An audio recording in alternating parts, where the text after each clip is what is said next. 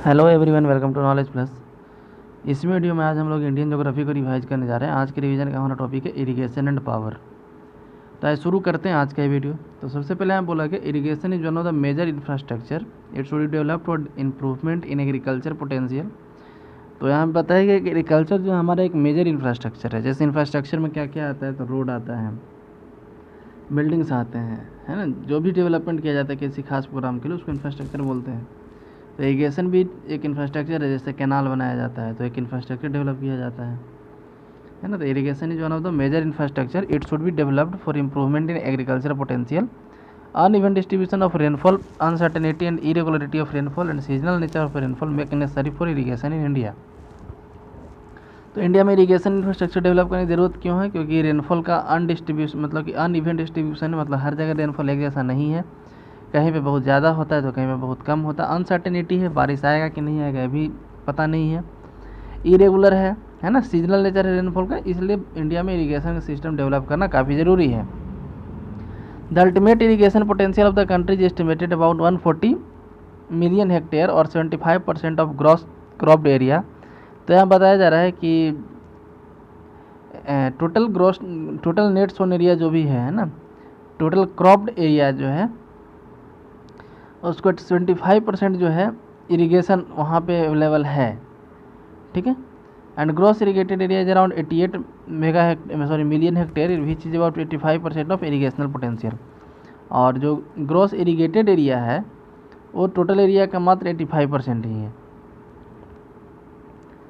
Next है कि irrigation is one of the 6 component for the development of rural infrastructure under Bharat निर्माण programme. तो भारत निर्माण प्रोग्राम में जो 6 कंपोनेंट है, ठीक है, उसमें इरिगेशन भी एक है। Irrigation project in India classified into 3 category, जिसको 3 कैटेगरी में बांटा जाता है, मेजर, मीडियम और माइनर, ठीक है। विच है been cultivable command area of more than 10,000 hectare are termed as major. तो जिसमें 10,000 हेक्टेयर से ज़्यादा का एरिया होता है उसको लोग मेजर प्रोजेक्ट बोलते हैं। जबकि जो यदि 10,000 से कम रहता है लेकिन 2,000 से ज़्यादा रहता है उसको लोग मीडियम बोलते हैं, और 2,000 से कम वाले को लोग माइनर बोलते हैं। माइनर प्रोजेक्ट्स है both surface and ground water as their source. तो माइनर प्रोजेक्ट का जो है सरफेस वाटर जैसे तालाब का पानी हो गया, है ना, कहीं जो पानी जमा हुआ रहता है वो सब पानी हो गया तो उसको सरफेस वाटर बोलते हैं। सरफेस वाटर और ग्राउंड वाटर दोनों इसका सोर्स होता है। जबकि और मेजर और जो मीडियम वाले जो होते हैं उनको सिर्फ सरफेस वाटर ही यूज करना होता है। सरफेस वाटर में नदी भी आ गया, नहर भी आ गया, है ना, सब सरफेस वाटर में आ गया, यानी जो धरती के ऊपर से निकाला जा रहा है उसको लोग सरफेस वाटर बोलते हैं। नेक्स्ट यदि हम लोग देखें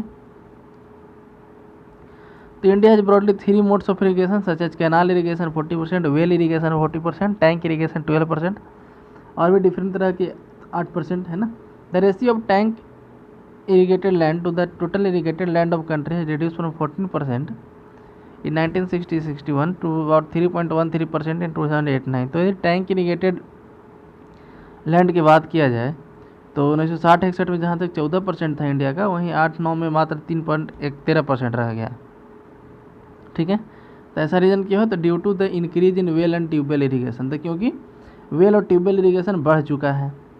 tank irrigation is popular in peninsular India, particular in Andhra Pradesh and Tamil Nadu. तो टैंक इरीगेशन साउथ इंडिया वाले रीजन में ज़्यादा फेमस है, जैसे आंध्र प्रदेश, तमिलनाडु में। उत्तर प्रदेश और राजस्थान में the maximum well irrigated area. Uttar Pradesh और राजस्थान में सबसे ज़्यादा कुआं से इरीगेटेड एरिया है। Where canal irrigation is predominant in Jammu and Kashmir. जबकि कैनाल इरीगेशन जो है जम्मू कश्मीर का सबसे ज़्यादा है, ठीक है। हालांकि पंजाब, हरियाणा, यूपी का बहुत हिस्सा, बिहार का बहुत हिस्सा भी कैनाल इरीगेशन के अंदर आता है, छत्तीसगढ़ में और उड़ीसा में।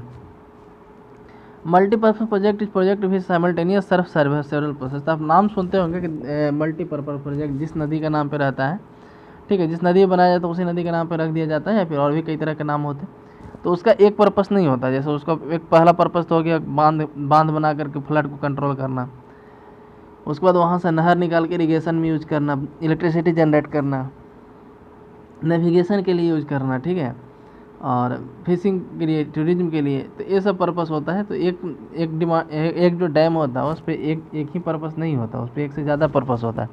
जैसे आप देख सकते हैं Bhakra Nangal Sutlej joint venture of Punjab, Haryana, Rajasthan पर हाइड्रो इलेक्ट्रिसिटी एंड इरीगेशन। तो जो भाखड़ा नंगल प्रोजेक्ट है सतलज नदी पे, पंजाब, हरियाणा, राजस्थान का एक ज्वाइंट प्रोजेक्ट है, ठीक है। किस लिए? तो हाइड्रो इलेक्ट्रिसिटी और इरीगेशन के लिए। वहीं दामोदर वैली की बात किया जाए, on Damodar valley system corporation for irrigation and flood control. तो इसका मेन टारगेट क्या है? फ्लड कंट्रोल, इरिगेशन और हाइड्रो इलेक्ट्रिसिटी जनरेट करना। दामोदर वैली में 4 डैम आते हैं, याद रखिएगा, Tilaiya dam, Maithon dam, Konar dam और पंचेत डैम। ठीक है, तो 4 डैम आते हैं, चारों डैम मिला करके दामोदर वैली नाम है।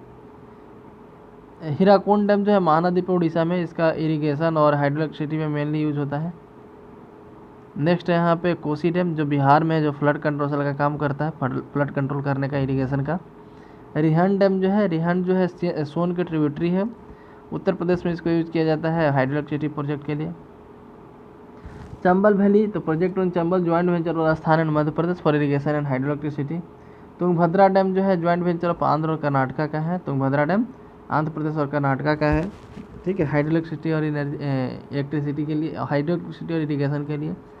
गंडक डैम जो है गंडक रिवर पे यूपी और बिहार का ज्वाइंट प्रोजेक्ट है। इसी तरह नागार्जुन सागर डैम जो है कृष्णा रिवर पे, एक काफ़ी इंपॉर्टेंट याद रखिएगा, अधिकांशतः पूछा जाता है।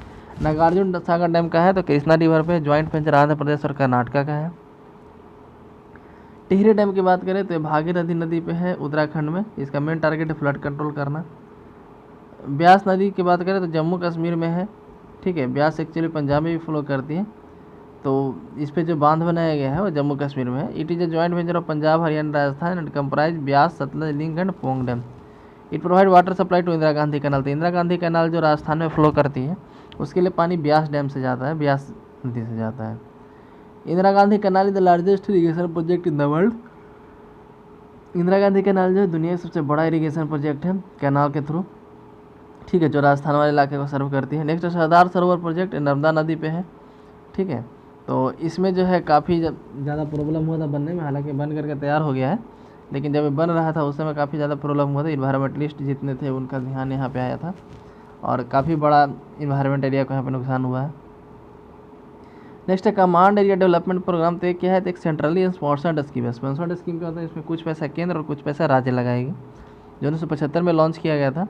इसका मेन टारगेट क्या था? तो to reduce the gap between potential created and utilize in selected medium major rolling medium irrigation of the country. तो यहाँ पे इसका मेन टारगेट क्या था कमांड एरिया प्रोग्राम का, जो 1975 में लॉन्च किया था, कि जितना पोटेंशियल है किसी मतलब कि जैसे किसी डैम का जितना पोटेंशियल है और कितना यूज हो रहा है, ठीक है, मैक्सिमम यूज और जितना भी यूज हो रहा है, दोनों के बीच के गैप को कम करना है। इसका टारगेट यही था।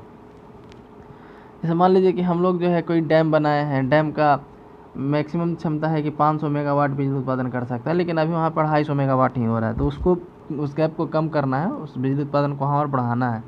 तो कमांड एरिया प्रोग्राम का तहत यही था। Central program launch accelerated irrigation benefits program in 1996। तो सेंट्रल गवर्नमेंट जो है accelerated irrigation benefit program launch किया था 96-97 में, ठीक है, और इसके तहत कई सारे इरीगेशन और मल्टीपर्पज़ प्रोजेक्ट बनाए थे। उसके साथ नेशनल वाटर ग्रिड बनाया गया, the largest ever thought of project of linking all major rivers of India. तो इंडिया में जितना मेजर रिवर है सबको इंटरलिंक करने के सोचा जा रहा है कैनाल की मदद से। 1980 में ही ऐसा प्रोजेक्ट लाया गया था। National perspective plan for interlinking of river framed by ministry of water resources. तो मिनिस्ट्री ऑफ वाटर रिसोर्सेज के तहत नेशनल पर्सपेक्टिव प्लान बनाया गया था इंटरलिंकिंग के लिए। इंडस वाटर ट्रीटी जो 1960 में हुआ था, और भारत और पाकिस्तान के बीच का ट्रीटी, याद रखिएगा, इसमें बीच में मीडिएटर था वर्ल्ड बैंक। वर्ल्ड बैंक के द्वारा इसको मीडिएट किया गया था, ठीक है। नेक्स्ट देखते हैं India Bhutan corporation was taken by joint expert team in 1979। India Bhutan corporation 1979 में हुआ था। To review the progress of scheme for establishment of hydrometeorological and flood forecasting network on river to Bhutan and India. तो जो ऐसे नदी जहाँ भूटान और इंडिया दोनों में फ्लो करते हैं, वहाँ से नदी पे बांध बना के फ्लड कंट्रोल करना, ठीक है, इसका मेन टारगेट था।